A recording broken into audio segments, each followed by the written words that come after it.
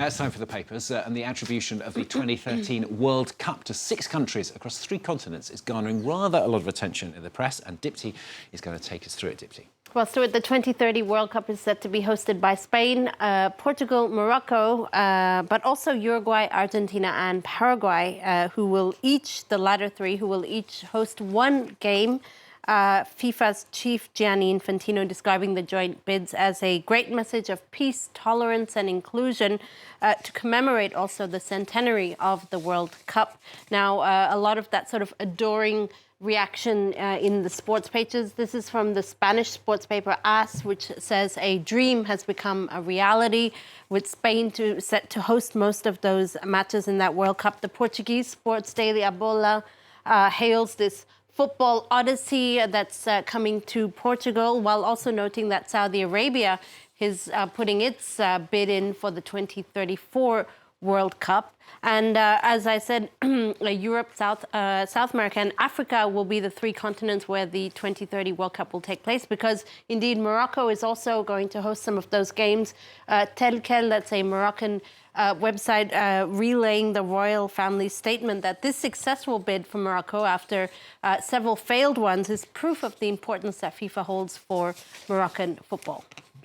Some of the papers, though, are a little bit more critical. You found one article for us, Dipti. Yeah, it's from the French paper L'Equipe, Stuart, which reports on climate activist groups really slamming this FIFA decision as an ecological abomination, obviously, because the games will be played not just across 3 countries, but across 3 continents.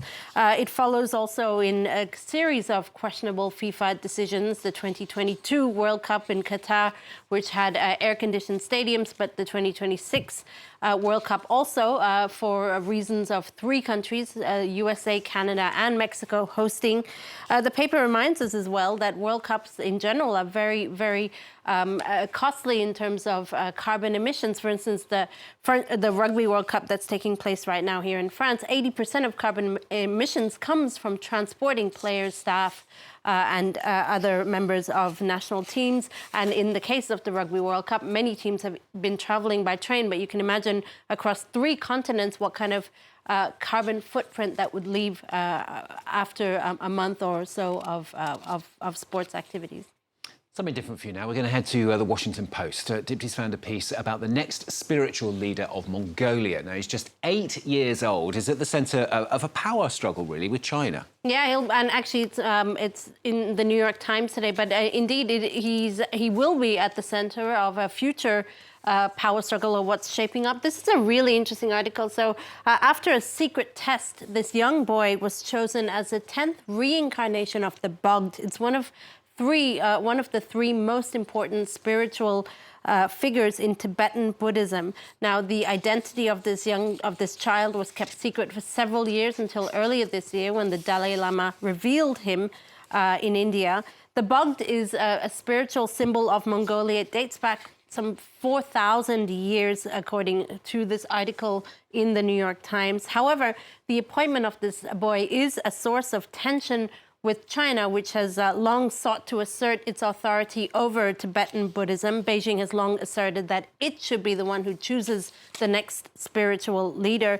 The Times here noting that the boy, who is, quote, a 3rd grader with a fondness for TikTok and video games, now faces decades of theological training, a lifetime of celibacy, and the grave responsibility of having to defend Mongolian Buddhism from Chinese pressure. It's a fascinating story, well worth the read this Thursday in the New York Times. Yeah, interesting life he's going to lead, I suppose. That time of the year, the finalists for the Comedy Wildlife Photography Awards have been announced. They're rather nice, aren't they, Dipti? Yeah, it's a really fun, it's a fun photography competition, UK-based. It was founded back in 2015 by 2 professional photographers, really to promote wildlife conservation. The winners of the competition will win a 1-week safari in Kenya's Masai Mara. They've just announced the finalists. Let's show you some of the finalists here. You have, this one's probably my favorite one. It's the air guitar-roo, or the guitar he-roo, if you like, this kangaroo in the midst of what looks like to be an epic air guitar performance. I quite like this one as well. This is a family of northern gannets in what looks like a very sweet family portrait. And to to cap it off, this one as well, which is quite nice, a selfie, swan selfie that was taken in Portugal now, in Poland rather. Now, just like this Comedy Wildlife Photography Awards, there's another event that sort of marks our calendar, Stuart, this Fat Bear Week. It's that time of the year to watch live feeds of 12 bears in Alaska's Katmai National Park, essentially doing nothing but eating all day as they prepare for winter hibernation. Among the contenders this year, fan favorites like 480 Otis, but also newbies like 32 Chunk, who the Washington Post describes as so ginormous. He gives the Las Vegas Sphere a run for its money. 32 Chunk. I like it. 32 Chunk. Watch out for that one. Watch out for that one. That's Dipty's bet. Dipty's all over the papers.